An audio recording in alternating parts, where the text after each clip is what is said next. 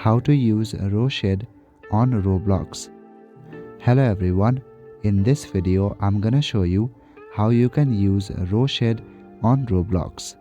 Firstly, open any of your preferred web browser and search for Roshade on Roblox. Then tap on this first link.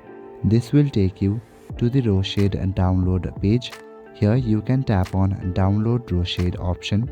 Roshade is actually a shader tool for Roblox that enhances graphics by adding effects like reflections, improved lighting, and shadows. After downloading, click on the downloaded button and wait for the installer to finish downloading. To run the installer, double-click the downloaded file to start the installation. Once you finish the setup, launch Roblox.